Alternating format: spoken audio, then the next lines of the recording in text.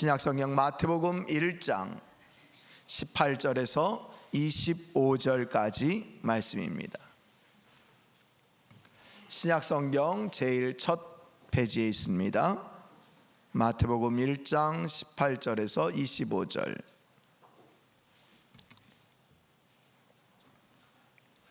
제가 봉독합니다. 예수 그리스도의 나심은 이러하니라. 그의 어머니 마리아가 요셉과 약혼하고 동거하기 전에 성령으로 잉태된 것이 나타났더니 그의 남편 요셉은 의로운 사람이라 그를 드러내지 아니하고 가만히 끊고자 하여 이 일을 생각할 때 주의 사자가 현명하여 이르되 다윗의 자손 요셉아 내 아내 마리아 데려오기를 무서워하지 말라. 그에게 잉태된 자는 성령으로 된 것이라. 아들을 낳으리니 이름을 예수라 하라.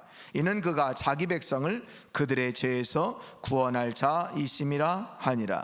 이 모든 일이 된 것은 주께서 선지자로 하신 말씀을 이루려 하심이니 이르시되 보라 처녀가 잉태하여 아들을 낳을 것이요 그의 이름은 임마누엘이라 하리라 하셨으니 이를 번역한즉 하나님이 우리와 함께 계시다 함이라.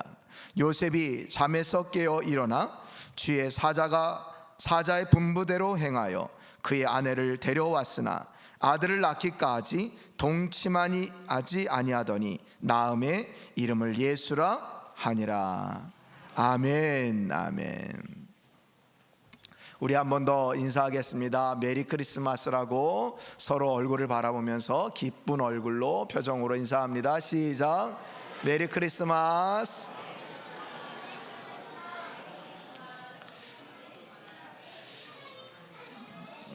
네.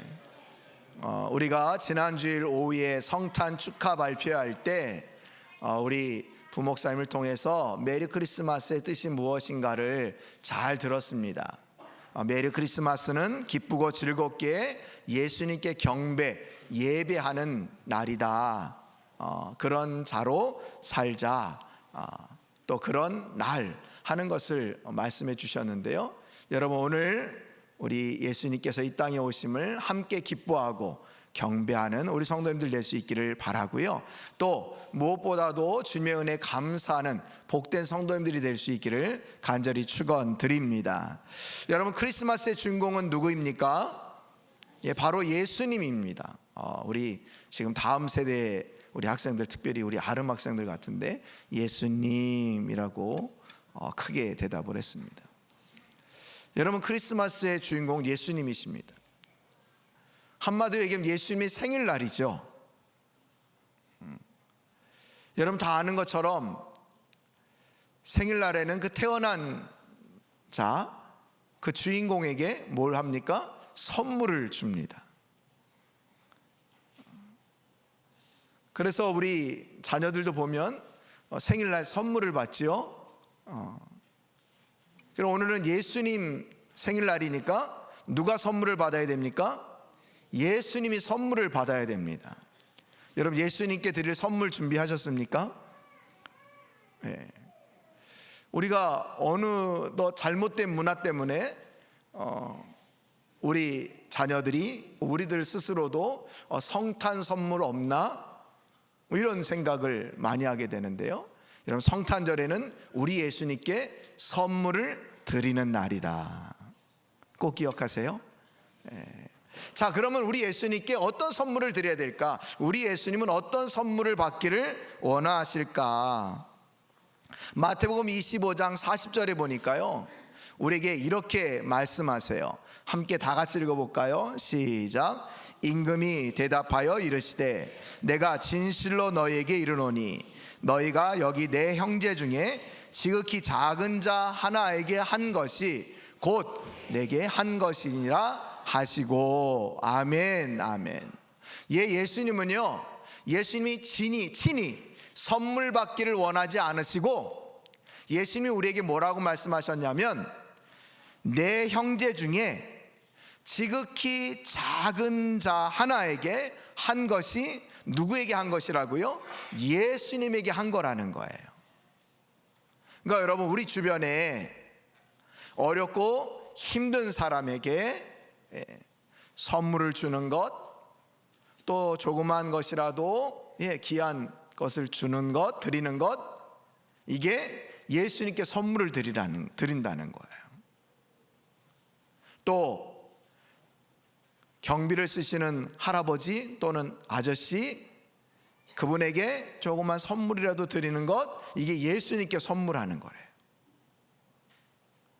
또 계단 청소하시는 분들 요새 많이 계시잖아요. 또 그런 분들에게 선물하는 것이 예수님께 하는 거래요. 우리 주변에 보면 어렵고 힘든 분들이 굉장히 많은데, 그런 분들에게 선물하는 것이 누구에게 하는 거라고요? 예수님께 하는 것이다. 여러분 꼭 기억하시고, 성탄절에는 우리 예수님께 선물을 드려야 되는데, 바로 이런 지극히 작은 자에게 선물을 할 수 있는, 정말 감사합니다, 고맙습니다 라고 말할 수 있는 우리 성도님들, 우리 다음 세대 친구들이 될 수 있기를 간절히 축원드립니다. 자, 오늘 성탄절을 맞아서 함께 은혜 나눌 말씀, 오늘 우리에게 말씀이 임한 설레임, 그 제목은요, 성탄의 신비, 성령으로 된 것이라 라는 제목의 말씀입니다. 성탄의 신비, 성령으로 된 것이라. 자, 그 말씀의 첫 번째 의미는요, 예수님께서는 성령으로 잉태되셨다라는 사실입니다. 예수님께서는 무엇으로 잉태되셨다고요? 성령으로 잉태되셨다. 여러분, 마태복음 신약의 첫 장 아닙니까? 마태복음 1장 1절에 보면, 그리고 18절에 보면 반복해서 나오는 단어가 있습니다. 여러분 먼저 마태복음 1장 1절 우리 화면에 나오는데 함께 읽어볼까요? 시작. 아브라함과 다윗의 자손 예수 그리스도의 계보라 라고 합니다. 자, 18절 또 함께 있습니다. 시작. 예수 그리스도의 나심은 이러하니라. 그의 어머니 마리아가 요셉과 약혼하고 동거하기 전에 성령으로 잉태된 것이 나타났더니. 여러분, 노란색 글씨로 좀 다르게 표기한 글자가 있었습니다. 1절에서는 어떤 거? 계보. 18절에서는 나심. 자, 노란색으로 표한 계보 나심은 한글 성경으로는 다르게 계보 나심이라고 적혀 있지만, 헬라어 원 성경에는 게네시스라고 하는 단어로 동일하게 기록되어 있습니다. 이 게네시스라고 하는 말의 뜻은 무엇인가 하니, 탄생, 존재, 근원, 역사, 계보, 생애, 이런 많은 뜻을 담고 있습니다. 게네시스라는 말이 탄생, 존재, 근원, 역사, 계보, 생애, 이런 뜻이 적혀 있다는 거, 이런 뜻이라는 거예요. 그러니까 예수 그리스도의 탄생은 이러하니라, 이런 뜻도 되겠고, 기원이 이러하니라, 이런 뜻도 된다는 거예요. 자, 여기 헬라어 게네시스라고 하는 단어를 썼는데요, 이 게네시스라고 하는 단어에서 영어 제네시스라는 말이 나왔습니다. 우리가 창세기를 제네시스라고 얘기하지 않습니까? 창세기는 세상의 기원을 알려주는 책이 바로 창세기입니다.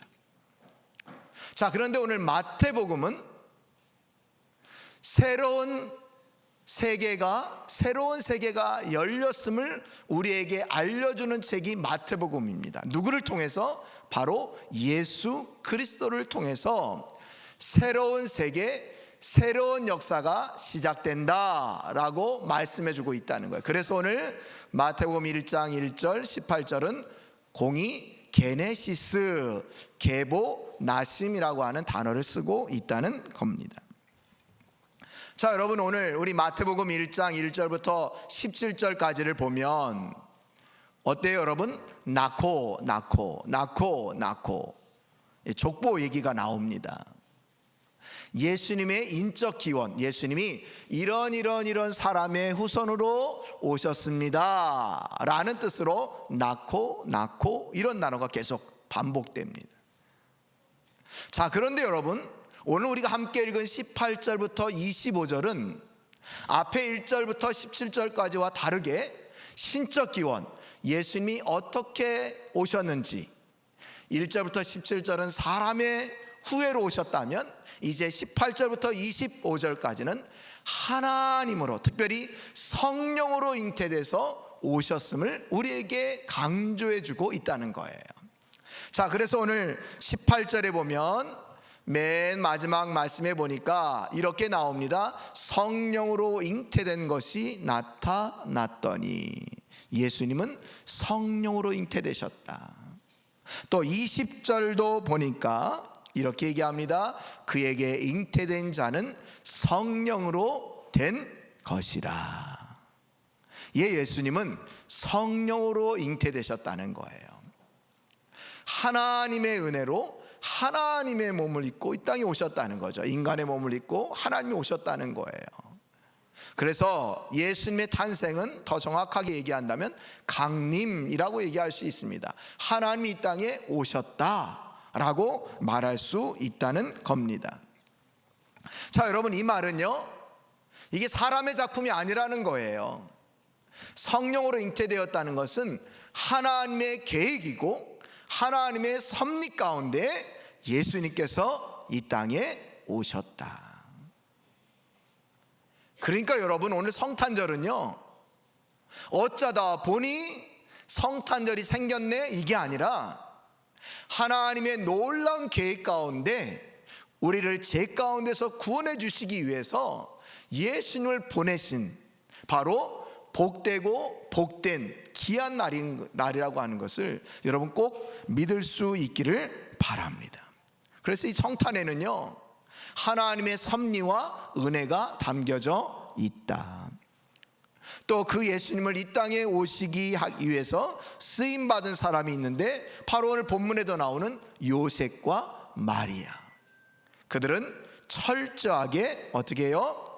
하나님 말씀에 순종하여서 하나님의 역사를 이루고, 하나님께서 이 땅에 예수님을 보내셨는데 바로 그 예수님을 이 땅에 오게 하는데 귀한 공헌을 했던 사람이 바로 요셉과 마리아라는 거예요. 이들의 순종이 있었기 때문에 이런 놀라운 역사가 있었다. 자, 이처럼 오늘 예수님께서는 성령으로 잉태되셨다, 하나님의 섭리와 은혜 가운데 이 땅에 오셨다 하는 것을 여러분 꼭 기억할 수 있기를 바랍니다. 자, 그럼 두 번째, 자, 그렇다면 성탄의 신비, 예수님께서 성령으로 오셨다면 왜 성령으로 잉태되셔서 이 땅에 오셨을까 하는 겁니다. 왜 성령으로 잉태되셔서 이 땅에 오셨을까? 그 이유는요, 우리를 죄에서 구원하시기 위해서 성령으로 잉태되셔 오셨다는 거예요. 우리를 죄에서 구원하시기 위해서 성령으로 잉태돼서 오셨다. 자, 여러분, 오늘 예수님의 이름이 오늘 본문에 두 번 등장하는데, 먼저 21절 말씀을 보면 예수님의 이름이 등장합니다. 이렇게 얘기를 합니다. 아들을 낳으리니 이름을 뭐라 하라? 예수라 하라. 이는 그가 자기 백성을 그들의 죄에서 구원할 자이심이라 하니라. 아멘, 아멘. 자, 예수라고 하는 이름을 주셨습니다. 예수님의 이름의 뜻이 뭐라고요? 죄에서 구원할 자, 쉽게 얘기하면 구원자라고 하는 뜻을 갖고 있습니다. 예수님은 우리를 죄 가운데서 구원하시기 위해서 그 이름도 예수라고 하는 이름을 가지고 이 땅에 오셨다는 거예요. 그래서 누가복음 5장 32절에 보면 예수님도 친히 이렇게 말씀하셨습니다. 내가 의인을 부르러 온 것이 아니요 죄인을 불러 회개시키러 왔노라. 죄인을 구원해 주시기 위해 오셨기 때문에 예수님도 친히 그 사명을 알고 계시는 거예요. 죄인을 부르러 오셨다고 말씀해 주고 있습니다. 자, 여러분, 예수님은 우리를 죄 가운데서 구원해 주시기 위해서 이 땅에 오셨다는 거예요. 자, 그러면 여기서 중요한 것, 우리가 꼭 기억할 것이 있는데, 내가 누구인가 하는 것을 알아야 된다는 거죠. 우리는 누구다? 죄인이다. 죄인이다. 여러분, 우리는 태어날 때부터 죄인입니다. 아담과 하와의 범죄 이후로 태어나는 모든 사람들은 이 아담과 하와의 원죄 영향력 아래 태어나기에 모두가 다 죄인입니다. 그리고 우리는 살아가면서 죄를 짓는, 자범죄를 짓는 죄인입니다. 우리는 죄 가운데 태어나고 죄를 지으면서 생활하는 그런 죄인이라는 거예요. 자, 예수님이 이렇게 죄 가운데 태어나서 죄 가운데 살아가는 우리들, 죄의 종로로 타고 있는 우리들을 구원해 주시기 위해서 이 땅에 오셨다는 거죠. 그래서 로마서 6장 6절은 우리들에게 이렇게 말씀해 주고 있습니다. 우리가 알거니와 우리의 옛사람이 예수와 함께 십자가에 못 박힌 것은 제 몸이 죽어 다시는 우리가 죄에게 종노릇 하지 아니하려 함이니. 아멘. 우리를 죄에서 구원해 주셔서 우리가 더 이상 죄에게 종노릇 하지 않는 하나님의 거룩한 백성으로 살아가는 은혜를 베풀어 주셨다는 거예요. 이게 바로 예수님께서 이 땅에 오신 이유다. 그리고 내가 이것을 알려면 죄인이라고 하는 고백이 있어야 한다. 자, 여러분, 우리를 죄에서 구원해 주셨다는 것을 여러분 꼭 기억하십시오.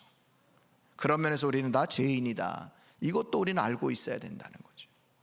여러분, 구원이라고 하는 말은 보통 국어사전의 일반적인 표현은 궁지에 빠졌을 때, 위기에 처했을 때 거기서 구출받는 것을 구원이라고 얘기를 합니다. 근데 여러분, 성경이 말하는 구원은요, 그런 일반적인 구원이라고 하는 뜻과는 조금 더 확대되어서, 아니 더 깊숙이 들어가서 죄에서 구원받았음을, 죽었던 우리가, 죄로 말미암아 죽었던 우리가 구원받았음을 말씀해 주고 있습니다. 바로 죄에서 구원받았다, 이걸 우리에게 말해주고 있는 거죠. 그래서 여러분, 우리는 이렇게 죄 가운데서 구원받았다고 하는 것을 또한 믿으면서 살아가야 된다는 거예요. 아, 나는 죄인인데 예수님께서 나를 위해서 십자가에 못 박혀 죽으심으로 내가 이제 모든 죄 가운데서 구원을 받았다 하는 것을 우리는 꼭 명심하고 기억하면서 살아가야 한다. 자, 여러분, 이처럼 예수님께서 죄인을 구원해 주시기 위해서 오셨는데, 자, 예수님께서 그럼 완벽한 구원자이신가? 예수님이 정말 우리를 죄 가운데서 구원해 주실 완벽한 구원자이신가? 예수님은요, 그래서 오늘 말씀처럼 성령으로 잉태되셨습니다. 성령으로 잉태되셨습니다. 예수님은 완벽한 구원자로 이 땅에 오셨는데, 먼저 예수님은 하나님이십니다. 하나님이십니다. 왜 예수님이 하나님이셔야 될까요? 하나님만이 우리의 모든 죄를 다 용서해 주시기 위해서, 용서해 주실 수 있기 때문에 예수님은 하나님이십니다. 또한 예수님은 사람이십니다. 왜 사람이셔야 될까요? 우리를 대신해서 대표로 십자가에 못 박혀 죽으시기 위해서는 사람이셔야 합니다. 그래서 예수님은 아주 독특한 모습, 사람이시기도 하면서 인간, 하나님이시기도 한 그런 모습으로 이 땅에 오셨다는 거예요. 자, 그런데 여러분, 문제는 예수님께서는 사람으로 오셨지만 죄가 없으십니다. 그래서 예수님은 아주 독특한 방법으로 이 땅에 오셨는데, 그게 바로 성령으로 잉태되어서 마리아의 자궁을 빌려서 이 땅에 오셨다는 거죠. 사람, 남자와 여자의 관계를 통해서 태어난 아기들은 원죄 영향을 받게 되어 있습니다. 그렇게 된다면 예수님도 죄인으로 태어나시는 겁니다. 그러면 완전한 구원자가 되실 수 없는 거죠. 그래서 예수님은 사람이시기도 하고 또 인간, 하나님이시기도 하지만 성령으로 잉태되어서 원죄 영향을 받지 않으시는 완전한 구원자 되시기 위해서 예수님은 성령으로 잉태되셨다라고 오늘 본문은 우리들에게 말씀해 주고 있는 겁니다. 그래서 여러분, 예수님은 완전하고 완벽한 구원자가 되십니다. 자, 오늘 마태는요, 예수님께서 완전한 구원자가 되심을 설명하기 위해서 예표로, 예를 들어서 사용하고 있는 인물이 있는데 바로 그의 아버지 요셉입니다. 여러분, 오늘 19절 말씀 성경 한번 보시죠.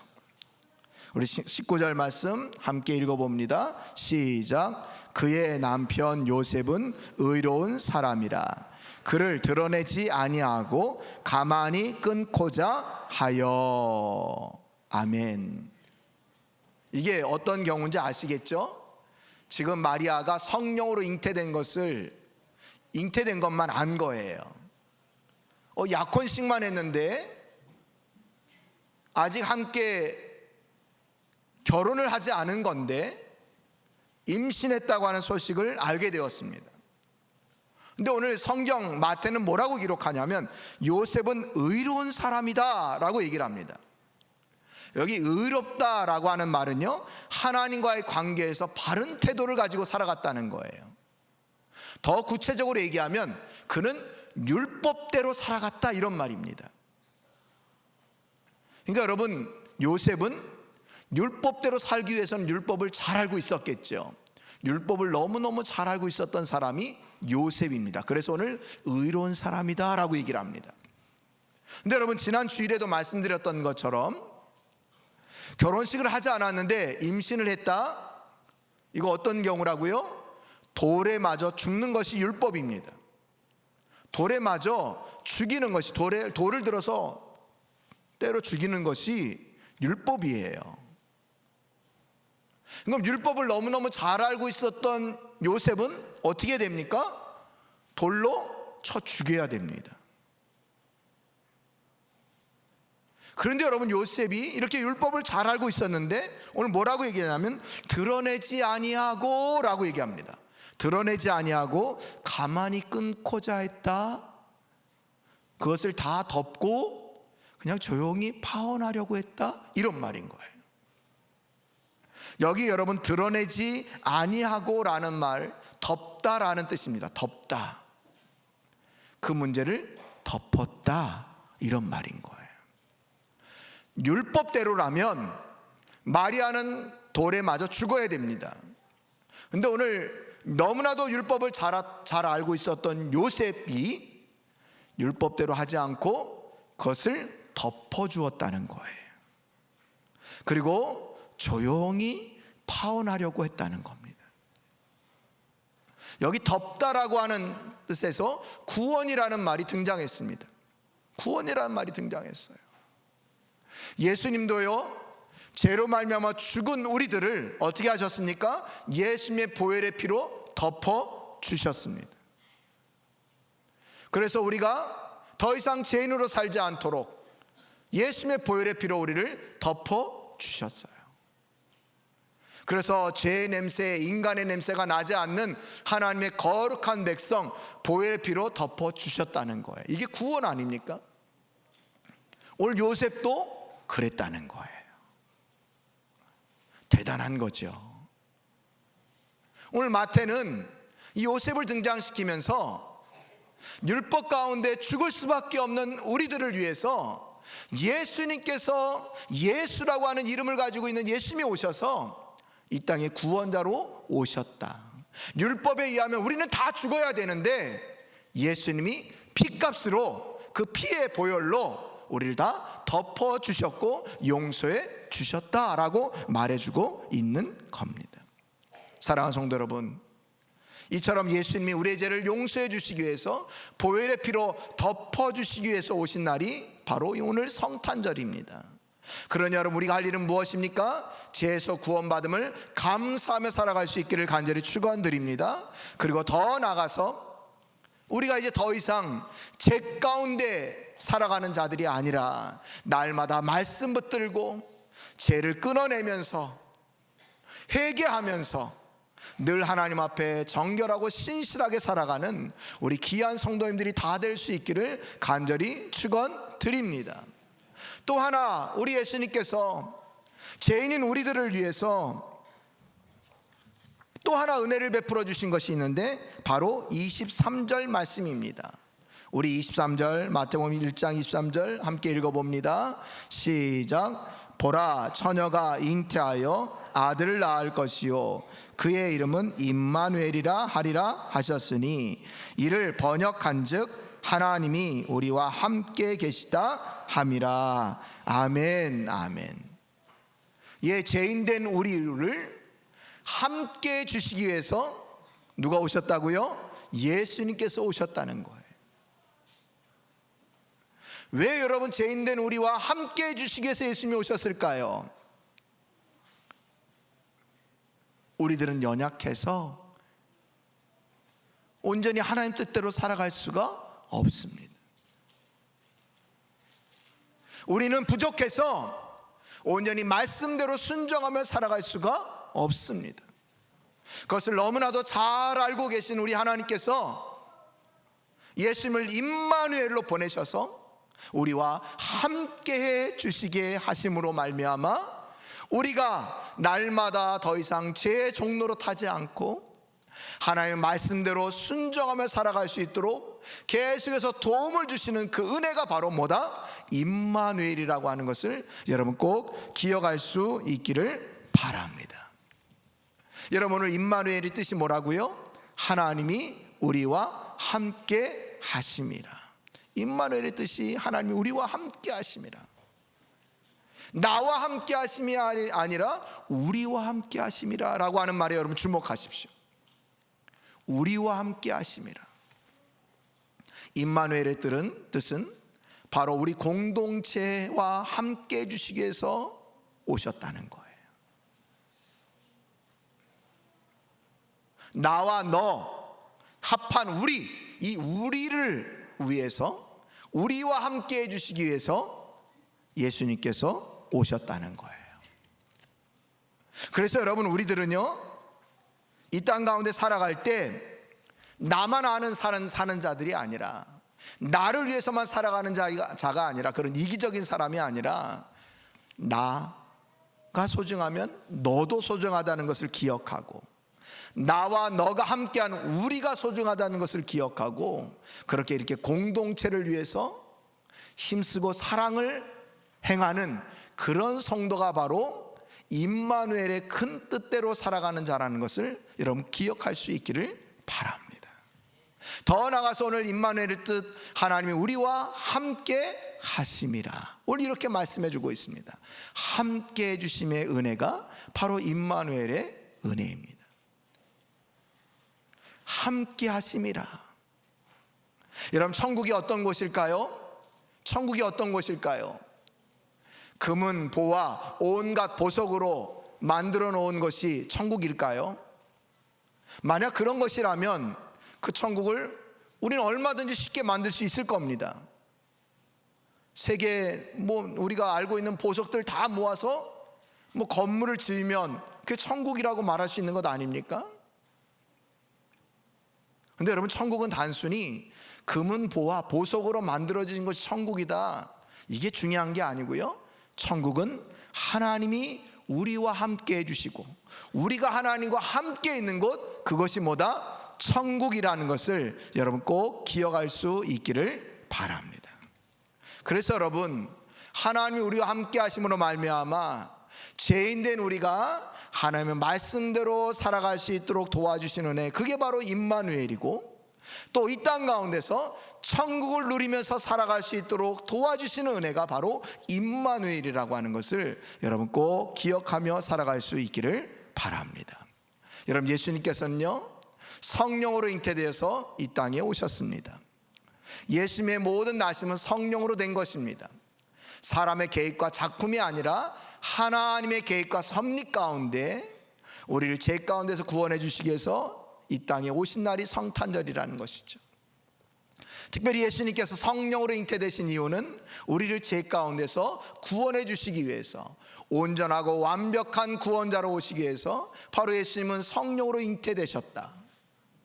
그리고 예수님은 또한 우리들과 함께 해주시기 위해서 임마누엘로 지금도 우리와 함께 해주시고 계신다. 할렐루야. 이것을 위해서 이 놀라운 은혜를 베푸신 날이 성탄절이다 하는 것을 여러분 꼭 기억하면서 여러분 주님의 은혜에 감사하시고 날마다 임마누엘의 복과 은혜를 누리며 살아가는 우리 모든 성도님들 되시고, 더 나아가서 나만 아는 그런 성도가 아니라 우리를 위해서 함께 사랑하고 섬기시는 우리 복된 성도님들이 다 될 수 있기를 간절히 축원드립니다. 오늘 말씀 기억하면서 성탄의 의미를 꼭 기억하면서 그렇게 감사하며 살아가는 참사랑의 성도님들이 다 될 수 있기를 다시 한번 간절히 축원드립니다.